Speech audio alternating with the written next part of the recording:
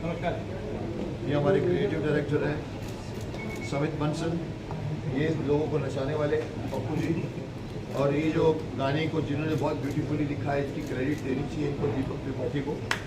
ये हमारे जय हिंद अभियान से जुड़े हुए हैं, जिसका मकसद ही इन सारे क्रांतिकारियों को उनका दर्जा, जिसको हम कहते हैं शहीदों का दर्जा, दिलाने के लिए ये और इनके साथी गोपाल सिंह जी का भाई है, इनके साथ मैं मिलकर हम देश के साथ, हम सरकार के साथ लड़ रहे हैं पिछले 10 साल।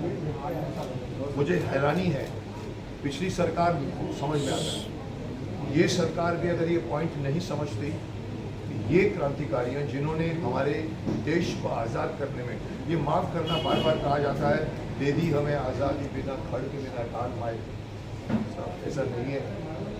पितामह भीष्म ने भी कहा था, हमें स्वतंत्रता, हमें आज़ादी सस्ते दामों में नहीं मिली है। तो मैं भी यही कहूँगा कि हमें ये जो आज़ादी मिली है 1947 में, इसमें इन सभी क्रांतिकारियों का योगदान था, इन्होंने अपने खून बहाया है, और ये हम लड़ रहे हैं। Specially I am going beyond this song से उसका तो मतलब नहीं है, लेकिन मैं बता दूं, हम ये और जय हिंद अभियान, हमने इवन जाकर कहाँ बैठे थे हम लोग, जंतर मंतर तक बैठे हैं, मैं एक बार बैठ चुका हूँ वहाँ पर। तो ओनली गेट वन थिंग कि आप इन लोगों को शहीदों का दर्जा दिलाइए, क्योंकि जब शहीद होते हैं तो उनके, जब मरते हैं तो उनके पीछे पेंशन रहती है, उनके परिवार वालों को देता है, जो हमारे आर्मी में भी है, पुलिस वालों को भी है। लेकिन साहब ये लोग क्या, ये लोग नहीं थे हमारी आर्मी। मुझे हैरानी होती है कि ये बात समझने में अभी भी सरकार देर क्यों लगा है। अगर मैं होता शक्तिमान तो नेक्स्ट डे कर दिया था, लेकिन मुझे हैरानी है कि इतने, मैं तो यहाँ तक कहता हूँ कि अगर चंद्रशेखर आज़ाद जी को अगर आपने भारत रत्न दे दो, तो वो भारत रत्न का मान है, चंद्रशेखर आज़ाद का मान।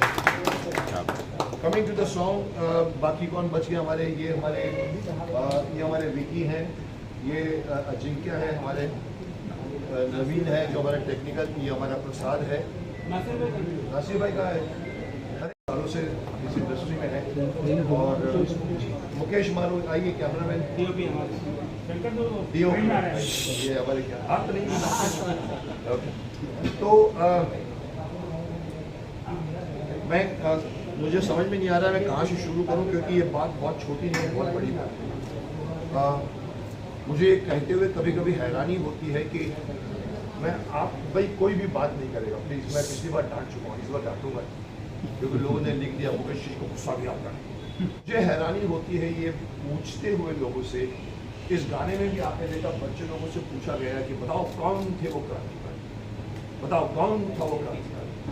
मैं आप लोगों को भी जो इतने इकट्ठे हुए, इनसे भी पूछूंगा, क्या आप इन सभी लोगों का नाम जानते हैं? शायद नहीं, कहीं ना कहीं मैं समझता हूँ आप लोगों को कुछ नाम, मैं समझता हूँ एक, मैं आपको अगर छोटी सी बात बता दूँ तो आपको मेरी बात समझ में आएगी कि हम देश के कम से कम कुछ चंद लोगों को जानते हैं, जिनको हम ये कहते हैं कि ये हमारे देश के क्रांतिकारी हैं। कितने लोग, 10-15 लोग हैं। मैं आपको नाम गिनाता हूँ, आपको समझ में आएगा कि मैं क्या बोलना चाहता हूँ। हमारे यहाँ पर जाने पहचाने स्वतंत्रता सेनानी कौन कौन है, तो आप सब जानते होंगे।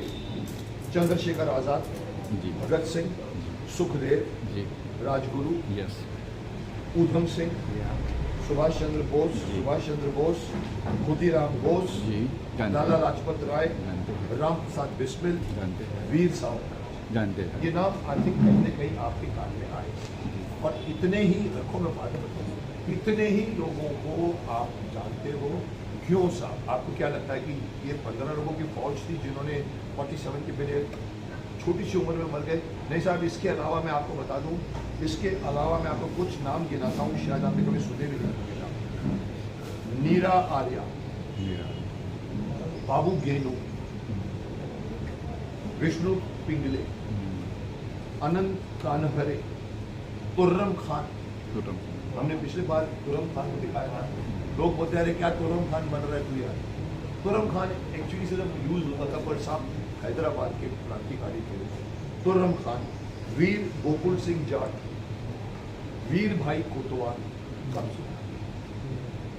बाबू शिव प्रसाद गुप्ता, रानी चेन्नम्मा, पृथ्वी सिंह आज़ाद, राजा महेंद्र प्रताप, चित्तू पांडे, तेलंगा खड़िया, भगवान दास माहौर, वारिंद्र घोष, संगोली रायना, ये चंद नाम मैं आपको गिना रहा हूँ।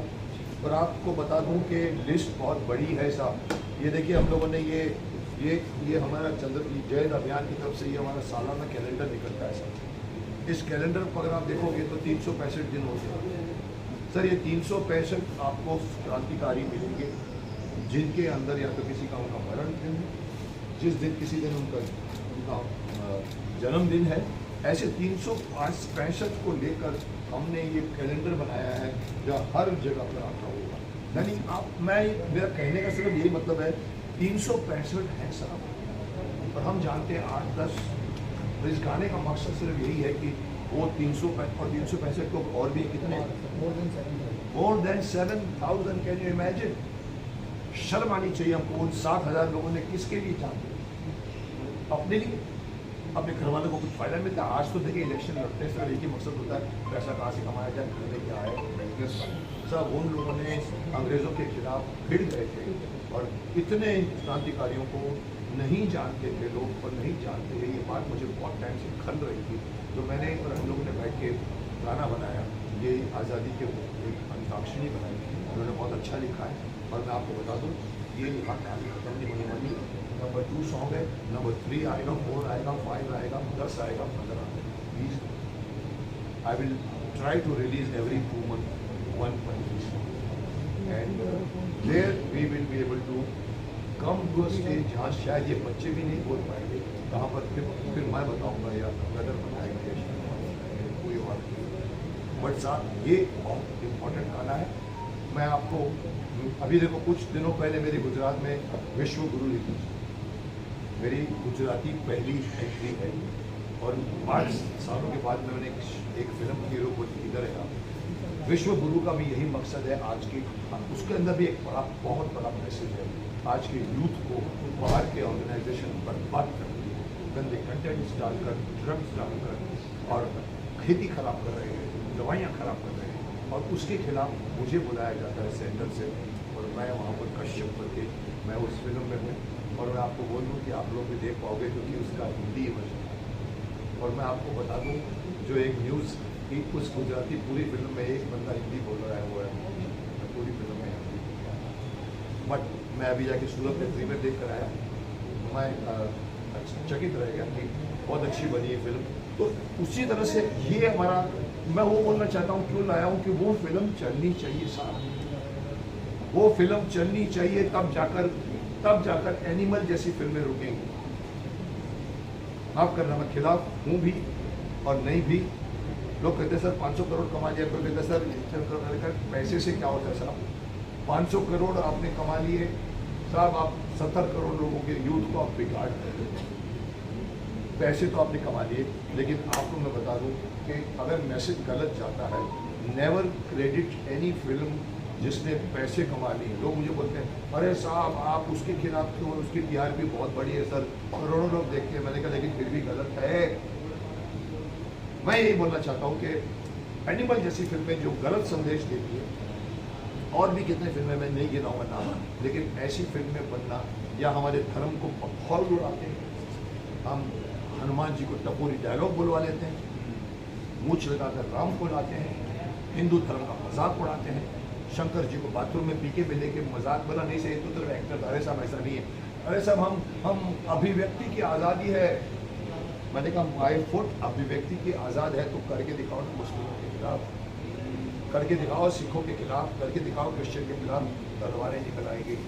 ये हिंदू धर्म है जो चुप बैठता है, मेरे साथ में बोल जाता है, मतलब बोलेगा मुकेश जी क्या करेगा, आपस में बात ये होगी, संधि हो जाएगी 5,000 करोड़ का, 500 करोड़ का, 5 करोड़ का।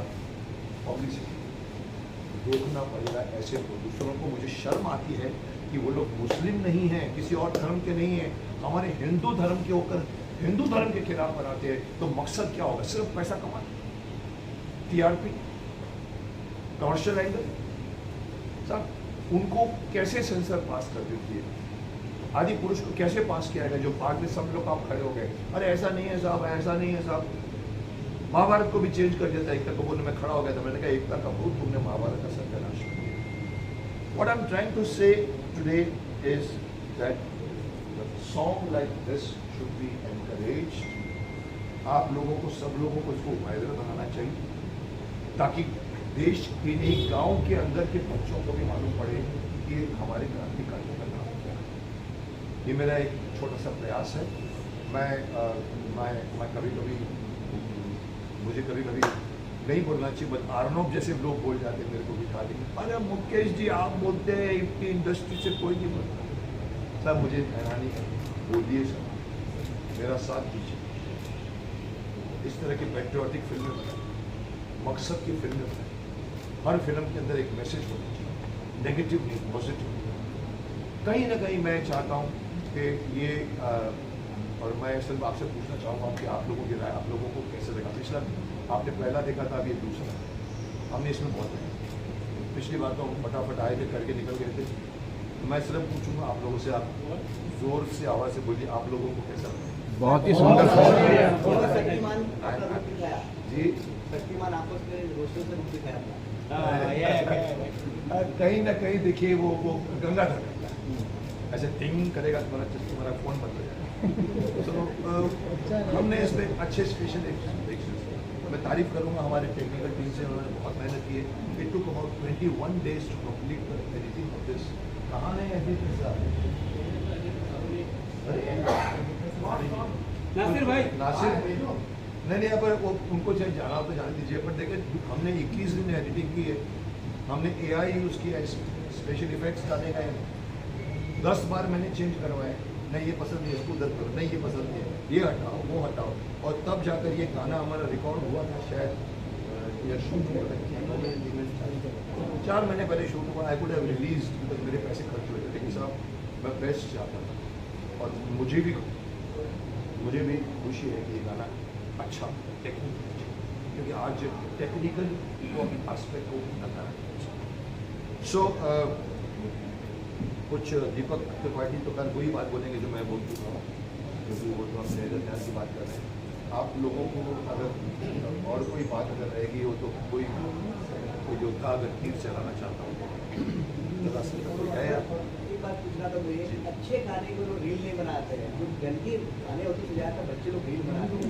जिस तरह के गाने पे प्यारे साथ तो फिर फैमिली वाला गाने हैं, इस पर आपको लगता है कि बच्चे लोग जल्दी अफेक्ट हो, अरे गंदी गाना है जल्दी रील बनाते हैं, तो क्या होता है? सर मैं कड़वा इंसान हूँ, मुझे मालूम है। लोग मेरे को बोलते हैं मुकेश जी बहुत बेबाक, मैं अंधे को अंधा भी बोल सकता है, पॉलिटिशियन नहीं बोल। आइए नासिर भाई, क्या आपको अपनी एडिटिंग पे ये था कि आप आते हैं? आइए, सब हम तारीफ कर रहे हैं आपकी। ये हमारे नासिर हकीम अंसारी जी हैं, जो शक्तिमान के एडिटर से लेकर आर्यमान से लेकर सौतेला से लेकर 25 सालों से मेरे साथ, और ये इनायत शेख भी है मेरे साथ जिसने डायरेक्ट किया। ये भी एक मैं बता दूँ अंदर की बात, मेरे को जब मेरी फिल्म में महाभारत के बाद एज ए हीरो थी 15 फिल्म, उसमें ये मेकअप मैन से डायरेक्टर बनाया था। प्रकाश मेहरा से लेकर बड़े बड़े डायरेक्टरों के साथ, मुकुल आनंद के साथ मैंने के राशिद और शिकायत असिस्टेंट करके फिल्म करके इसको मैंने बनाया था तू दिमाग, और इन्होंने, इनकी टीम ने मिलकर, सब लोगों ने मिलकर, 3-4 लोगों ने मिलकर, इवन जैसे हमारे क्रिएटिव डायरेक्टर हैं समित बंसल, ये इन लोगों ने दिमाग लगा के इस गाने को नया रूप दिया।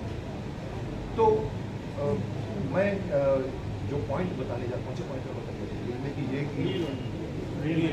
रील सर, मैं आपको बोलूँगा, आपको बुरा लगेगा कि नहीं, मुझे वाला नहीं, मुझे बुरा लगेगा सर। ये सोशल मीडिया ने हमारे यूथ के मोरल की ऐसी ना वो बाप की सुनते हैं, ना माँ की सुनते हैं, ना बेटे, ना अपने गुरु की सुनते हैं, ना भाई की, ना बहन की। वो सिर्फ और सिर्फ सुनते हैं विकिपीडिया की। उनके पेट में दर्द होता है तो फ़ोन को उठा के पूछते हैं मेरे पेट में दर्द हो रहा है क्या दूँ मैं? वो होता है तीनों खा लो, तीनों खा लो साहब। ये है हमारा मौत। हमारे बच्चे, माफ़ करना, बीच में तो एक इंसिडेंट होता था जिसमें मैं भी कौन था, मेरे को भी कुछ सुनना पड़ा उनकी तरफ से।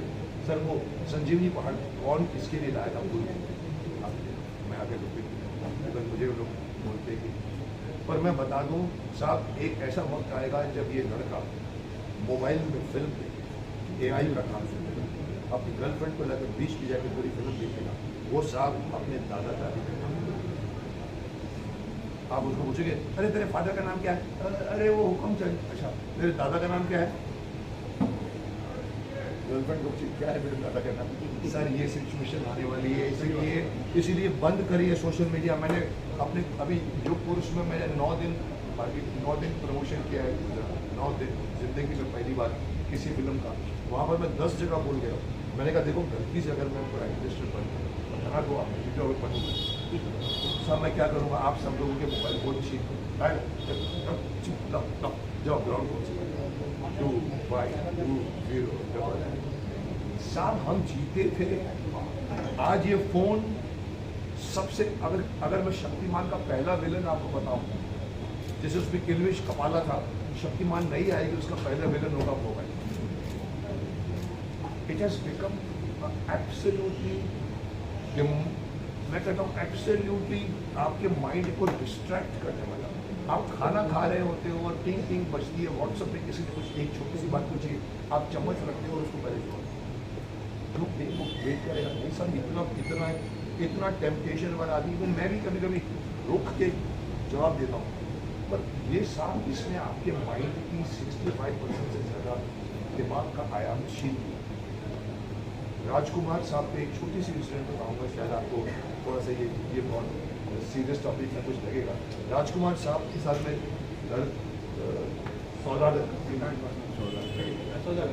सौदागर में दिलीप साहब मार बैठते थे, राजकुमार मार बैठते थे, मैं यहाँ, और फिर हम लोग शॉर्ट की वेट कर रहे बैठे थे। राजकुमार साहब नया फोन आया, 2 इंच दूर करके बात करते थे, फिर फोन बंद, फिर उसके बाद उसी बात 2 मिनट में फिर उठा देते, फोन ऑन करते, फिर बात करते, फिर बंद करते, फिर रख देते। 3 बार फिर मैंने कभी पूछूंगा, जब हम साथ में आए मैंने कहा राजकुमार साहब, रानी साहब आप ये बार फोन को बंद करते हो और क्या बात है साहब, क्या बोला है, कमाल की बात है। तो आदमी को तो कहानियाँ ही कहानियाँ बड़ी बड़ी राजकुमार साहब जानी जाए। सर मैंने कहा पता है क्या कहा, जानी ये फोन हमारे इस्तेमाल के लिए है, दूसरों के लिए नहीं है। Can you do this today? आप दूसरों की वेट करते हो। मेरे सामने आदमी बेटा बात करेगा, मेरे पास 6 बार फोन देगा अपने आवाज़ के। सो आई एम ट्राइंग टू से, जैसे आपने कहा बच्चे बिगड़ रहे हैं, साहब डेफिनेटली बिगड़ रहे हैं। बच्चे को पकड़ के लाना चाहिए सिर्फ शक्तिमान की से, माँ बाप की से। आज के बच्चों को शक्तिमान की 10 गुना ज़्यादा आवश्यकता है 97 के बच्चों से, जो आप लोग थे 97 में।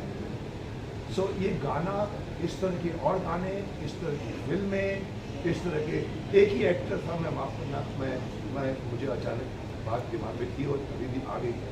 हमारे पूरी इस बड़ी बड़ी इंडस्ट्री में जो बोलते हैं, जैसे अर्नब बोलता है, अरे मुकेश जी आप बोलते हैं ड्रग्स के खिलाफ, बोलते हैं पोर्नोग्राफी, और कोई नहीं बोलता, महानायक भी नहीं बोलता, यहाँ तक बोल गए थे साहब। एक एक्टर थे एक ज़माने में जिनका नाम था मनोज कुमार, जिनको भारत का साथ उन्होंने फिल्में बनाई थी जो बननी चाहिए आज। यस, जब जीरो दिया मेरे भारत में, जब जीरो दिया मेरे भारत में, क्या मैसेज दिया था उसने पूरे। कहीं ना कहीं we need to bring back Manoj साहब की उपकार, पूरब पश्चिम, शहीद, क्रांति, कमाल के मेकर्स थे। अभी उनकी डेथ हुई, मेरे साथ अच्छे रिलेशन थे, मेरे को मकेश बोलते थे साहब।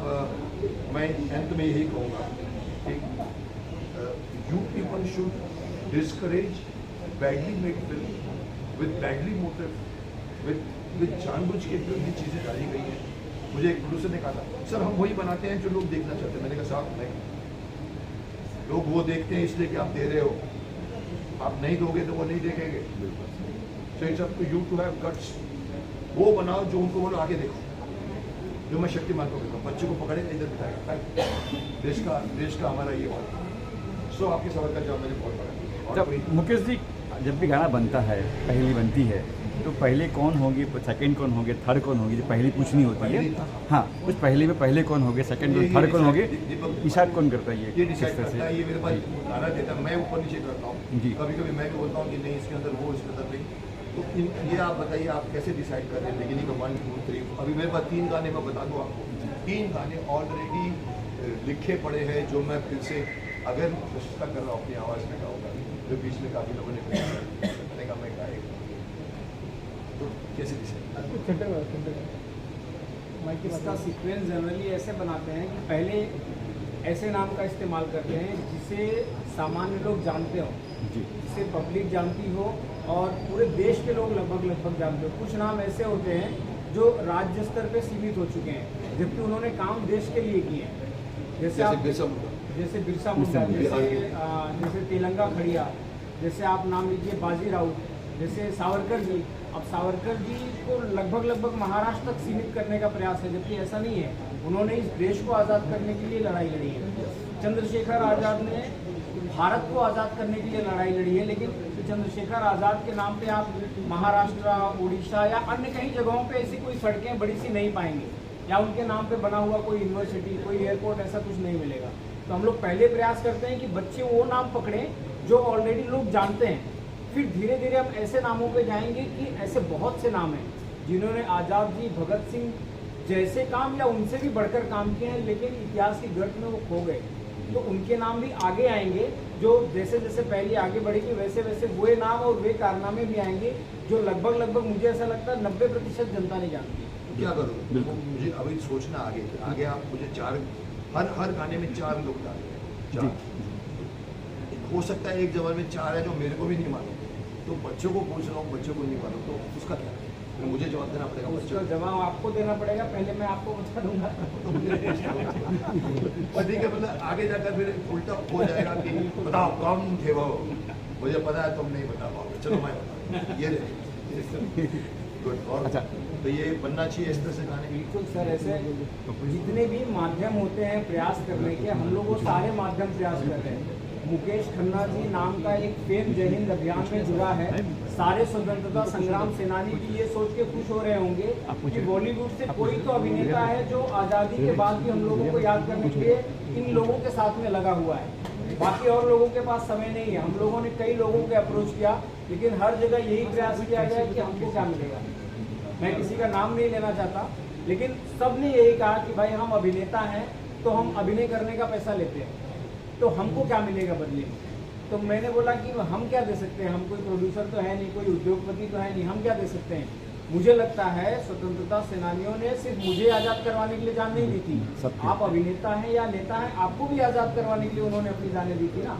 23 साल 19 साल के खुदीराम बोस, 23 साल के भगत सिंह, 23 साल के चंद्रशेखर आज़ाद, नेताजी सुभाष चंद्र बोस, जिनकी मिस्ट्री आज भी बनी हुई है, उनके वंशज हमारे साथ में है। सबसे बढ़िया चीज़ आपको बताऊं, हमारे इस अभियान में जिसमें मुकेश जी हमारे मार्गदर्शक हैं, स्वतंत्रता सेनानियों के सभी वंशज हमारे साथ में हैं। शहीद भगत सिंह के भतीजे हमारी टीम में हैं, मंगल पांडे जी के पौत्र रघुनाथ पांडे जी हमारे साथ में हैं, सावरकर जी की सगी पोती श्रीमती अशीलता जी, उनका इंटरव्यू भी लिया। यस, वो हमारे साथ में है। राजगुरु के पौत्र हमारे साथ में हैं। झांसी की रानी लक्ष्मीबाई के वर्तमान वंशज हमारे साथ में हैं। तो हम एक जड़ से लड़ रहे हैं कि लगभग ये नाम सबको पता चल जाए। कमर्शियल एंगल बिल्कुल नहीं है, ये हिट हो इसलिए चाहते हैं कि लोग जाने, हम इससे कमा लें, ये उद्देश्य नहीं है, लोग जान जाए। मेरा सवाल है ये आप बता रहे हैं बच्चों को या लोगों को पता चल रहा है, इससे क्या होगा? इससे पता ये चलेगा सर कि जब 8 साल 10 साल के बच्चे में ये पता चलेगा कि 23 साल का चंद्रशेखर आज़ाद, जिनके ऊपर ब्रिटानिया हुकूमत ने 27 वारंट जारी की थी, अंत समय में जब आज़ाद जी को घेरा गया था तो 80 पुलिस वालों ने घेरा था और वो अकेला आदमी 32 मिनट तक उन लोगों से लड़ा था, बाकी लोग सशस्त्र थे।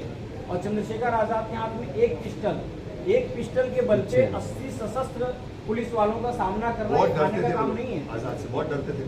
आज़ाद जी अगर सर एक गोली चला दें तो 5 मिनट तक वहाँ खामोशी छा जाती है। और उस समय के नॉट बाबर ने संस्मरण में अपने लिखा है कि चंद्रशेखर आज़ाद जितनी गोलियां चलाते थे हमारे ऊपर, वो जो पेड़ों पे लगते थे वो 6 फीट के ऊपर एक भी गोली नहीं गई।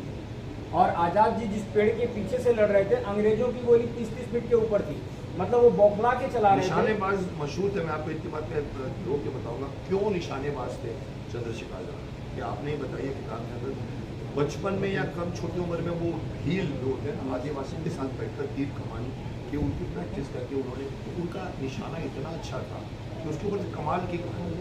और एक और छोटी सी बात मैं बताऊंगा तो इनकी बात समझ में आएगी। चंद्रशेखर आज़ाद जी के बारे में एक बात मशहूर है साहब कि चंद्रशेखर आज़ाद ये चंद्रशेखर आज़ाद के सिवा किसको आज लोग विजिटिंग कार्ड लेके बताएंगे। वो आदमी अगर भीड़ में भी खड़ा होता था, छद्म पेश करने में बहुत एक्सपर्ट था। 27 वारंट थे, लेकिन चंद्रशेखर आज़ाद जब तक नहीं बताएगा कि मैं आज़ाद हूँ, किसी को भी उसको कोई फिक्र नहीं थी आइडेंटिटी की। तो आज हम लोग ढूंढते हैं कि मेरे चेहरे पर लोग जाने साहब, उन्होंने छुप कर जो उनके नाम में कम किया, उन्होंने 27 वारंट जारी किए। एंड में भी जब ये बता रहे हैं मरने को, साहब मरने के बाद भी कम से कम आधा घंटे तक किसी की हिम्मत नहीं मिला, ऐसे कंकड़ मारते। 6-7 अभी जिंदा तो नहीं है, अभी मर तो नहीं है, जिंदा है कि नहीं साहब, वो चंद्रशेखर कौन जानता है? मकसद ये कि उनको जानना चाहिए, और जानने से ज़्यादा तुमने एक अच्छी बात बोली कि लोगों के अंदर एक थोड़ी सी प्रेरणा चाहिए। हीरो किसको कहते हैं? ये हीरो किसको बोलते हैं? ये सब हमारे आजकल के जो पठान दुनिया भर के सब जो फिल्में बनाते हैं वो हीरो हैं। माफ कर दो, हीरो सही मायने में शक्तिमान, जी। सही मायने में हीरो हम सूर्य भाई, शक्तिमान हम। नंदू तो हमारे हीरोज में सर धर्म का कोई आड़ नहीं है। खुर्रम खान भी हमारे हीरो है, अशफाकुल्लाह खान हमारे हीरो है। सवाल ये उठता है कि जिनका हेरोइक कैरेक्टर था उनको आप दिखाओ तो सही, बनाओ फिल्में, लोगों के बनाओ, सामने बनाओ, लाओ तो फिल्म सही। पंडित राम प्रसाद बिस्मिल, अशफाकुल्लाह खान एक साथ थाली में खाते पीते थे हिंदू बैठ के। मुस्लिम, हिंदू मुस्लिम कहाँ थी वहाँ पे हिंदू मुस्लिम की वैमनस्यता? आप ये टीम में ही देखिए, इनायत भाई, नासिर भाई, खन्ना जी, त्रिपाठी, बंसल, आपको पूरा हिंदुस्तान दिख रहा होगा इस स्टेज पे, और हमारे में आपस में खूब पटती है। हमने कोई वैमनस्यता नहीं है कि बाहर किस तरह की बातें धर्म को लेकर की जाती है। यही संदेश लोगों में भी जाना चाहिए कि भाई भारत विभिन्नताओं से भरा देश है, सभी धर्म के लोगों ने इस देश को स्वतंत्र कराने के लिए अपनी जानें दी हैं। उनको अपना हीरो बनाएं, उनको अपना आइडियल बनाएं। चलिए। हाँ, डायरेक्टर क्या बोलेगा? यहाँ भाषा की लड़ाई हो रही है सर यहाँ पे तो। नमस्कार। हम लाए हैं तूफान से कश्ती निकाल के, वाह, इस देश को रखना मेरे बच्चों समाज। बचपन में सुनते सुनते आए थे, एक दिन मुकेश जी का फ़ोन आया मुझे कि ऑफिस आओ। मैं ऑफिस गया, क्योंकि मुकेश जी की इससे पहले जो फिल्म थी, हमने जो सीरियल था हमारा आर्यमान, उसको मैंने as a episode director shoot किया था। और मुकेश जी के साथ उन्होंने बताया आपको कि मेरा 20 से 25 साल का साथ रहा है। मैंने I start my career as a makeup artist. Jitendra ji, Ekta ji के father is my godfather, उनकी वजह से मैं इंडस्ट्री में आया। अरुणा जी की वजह से डायरेक्शन में आया, और मुकेश जी के साथ में काम करके 84 के अंदर आई बिकम अ डायरेक्टर। तो जब मैंने मुकेश जी ने कहा कि ये आप गाना देखो, सुनो, और इसको अभी आपको पिक्चराइज करने का सोचो, हमने सारी टीम के साथ में, उस टीम के अंदर नासिर भाई, सुमित, नवीन, विक्की और दीपक जी, भैया, हम सारे लोगों ने मिलकर डिस्कस किया, और फिर हमने सोचा कि इसको इस तरह बनाना चाहिए। हम हर चीज़ जाके मुकेश जी के पास जाते थे कि मुकेश जी ऐसा करेंगे। बच्चे बिल्कुल अनजान, बच्चे कोई भी एक्टर नहीं हैं, स्कूल के बच्चे थे, उनको लिया हमने, और कोई रेसल वेसल भी नहीं हुई। हम जिस दिन शूटिंग कर रहे थे बच्चे आ गए सारे, और हमने उनको हैंडल किया और अच्छी तरह से उनको शूट किया। और इसके बाद की जो आने वाली पहेलियाँ हैं उसकी भी हमारी तैयारी चल रही है। लिहाजा कहने का मतलब सिर्फ इतना है कि आप यहाँ से काटोगे तो जय हिंद निकलेगा, यहाँ से काटोगे तो मेरा भारत महान निकलेगा। जय हिंद। मुकेश जी, हम सोशल मीडिया की बात कर रहे थे, तो सोशल मीडिया पे आपके लाखों फैन का एक ही सवाल है कि शक्तिमान क्या वापस आएगा? अगर वापस आता है तो कौन बनेगा शक्तिमान? कौन बनेगा शक्तिमान कॉन्टेस्ट शुरू कर दो, कौन बनेगा करोड़पति छोड़ दो, कौन बनेगा शक्तिमान? आपको मालूम है मैं इतना परेशान हो गया हूँ। आपको मालूम है मैं, जैसे अभी आपको भी कई लोगों को अंदाज़ा हुआ, 20 मिनट में मैंने 15 मिनट आध्यात्मिक बात, अच्छी बात सब। मैं अपने चैनल में, मेरे 800 से ज़्यादा वीडियो आ चुके हैं, विश्व international Mukesh Khanna show. Sir अक्सर तीसरा कमेंट होता है, अरे छोड़ो ना ये सारी बातें, शक्तिमान कब आएगा? हर तीसरा आदमी पूछता है मेरे को, अरे रहने दीजिए, लगता है ये तो झूठ बोल रहे हैं शक्तिमान। तो बोलता है अरे अगले जन्म में शक्तिमान देगा। So this question is very very pertinent. I am aware of it. I can't answer you because मैं सोनी से कॉन्ट्रैक्ट में हूँ। सोनी से कॉन्ट्रैक्ट में होने के बाद में भी मुकेश खन्ना जितना बोल गया कोई एक्टर नहीं। मैंने आप लोगों की कदर की, आप लोगों को, मैं बस मेरा आप लोगों का रिश्ता आज का 40 साल सोनी पे आ रहा है। मैं प्रेस मेरे साथ बहुत कंफर्टेबल फील करती है। आजकल की प्रेस इसलिए कंफर्टेबल फील करती है, आपको बताऊँ असलियत मुकेश खन्ना पर थोड़ा उंगली तो कुछ तो कुछ दे देगा। सर यानी सोनी पे आ रहा मैं सर। फिल्म के प्रीमियर में खड़ा हूँ, फिल्म की बात हो रही है, भागम भाग पता नहीं, एक आदमी सर नरेंद्र मोदी जी सर करने वाले हैं। मैंने कहा यार मेरे पास फिल्म की बात कर रहे हैं, उनको मालूम है मैं बोल। सो कहीं ना कहीं आप समझ लीजिए कि हम जो करना, मैं बोल जाता हूँ शक्तिमान के बारे में भी मैंने कॉन्ट्रैक्ट के खिलाफ उनको शिकायत की, मुकेश जी आप बोलेंगे नहीं, पर मुझे बोलना पड़ा। आपको मालूम है क्यों? कहीं ना कहीं मुझे मेरे को बात पसंद नहीं आई कि ये नहीं चलता, वेदर यू आर लिखा हुआ है एग्रीमेंट कि नहीं, I don't care, I will not let him claim Shaktimaan. आप जानते हैं क्योंकि मुझे शक्तिमान में शक्तिमान नहीं चाहिए, मुकेश किसी ने एक बार कहा था पिछले गाने को देखकर, कई लोगों ने मुझे ट्रोल किया, बीच में ट्रोलिंग इतनी स्ट्रॉन्ग हो गई थी कि मोदी जी भी छूट गए थे पीछे, 15 दिन का मुकेश का शक्तिमान ट्रोलिंग चल रही थी। अरे ये तो शक्तिमान बन के आएगा ऐसा बताने के लिए गाना लेकर, अरे ये देखो, अरे मैंने कहा मेरे बाप का शक्तिमान हूँ, मैं क्या बोलूँगा, मैं आऊँगा शक्तिमान। ये सुपरमैन, स्पाइडरमैन, इलेक्ट्रिक मैन या मतलब जो होता है आयरन मैन नहीं है। सुपरमैन में 10 सुपरमैन बने, आपने देखे हो, क्रिस्टोफर रीव से पहले भी कॉमिक्स में चलता है सब, क्योंकि उनकी हिस्ट्री, उनकी माइथोलॉजी। यानी सर सोनी पे आ रहा सर, ये शक्तिमान में ये सोनी पे आ रहा है, हाँ? सोनी पे आ रहा मतलब ये कह सकते हैं क्या शक्तिमान, आने वाला है मतलब शक्तिमान जैसे आप कह रहे हैं, आप कॉन्ट्रैक्ट है सर, आप बता नहीं पा रहे। आपको डायरेक्ट सवाल का जवाब चाहिए या मैं आपको अंदर की बात बता रहा हूँ? डायरेक्ट सवाल मेरे पास भी जवाब है। सोनी में आना है सर, मेरा कॉन्ट्रैक्ट जी, और 1-2 रुपये का नहीं, करोड़ों रुपये, और मैंने उस करोड़ों रुपये को होल्ड करवा के रखा हुआ है, कोई और नहीं करता है जो मुकेश करता है। मेरे को मेरे अकाउंटेंट ने कहा था माफ करना, किधर है मेरा अकाउंट? एक सेकंड मेरी बात बोली, रुको जरा सर, हाँ हाँ मेरे को मेरे अकाउंटेंट बोलते हैं सर चेक ले लो ना, बाद में आप टेस्ट करना। मैंने कहा चुप, चेक नहीं लूँगा। मैंने वो सब होल्ड कराया और मेरा टेस्ट शुरू।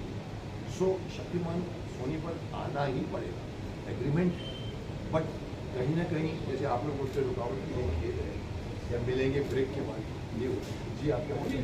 एक सवाल ये है कि शक्तिमान कौन बनेगा, ये तो एक बहुत लंबा डिस्कशन रहा है, लेकिन किंग्लिश आप किसे देखते हैं, बाकी कास्ट आप किसे देखते हैं, आपके जहन में कौन कौन चेहरे आते हैं? फिर आप छेड़ रहे हो मेरे को, आपको कोई कोटेशन मिल जाएगा मुकेश खन्ना से। चलिए बोल देता हूँ, मैंने सामने बोला हुआ है, मैं रणवीर को किंग्लिश में,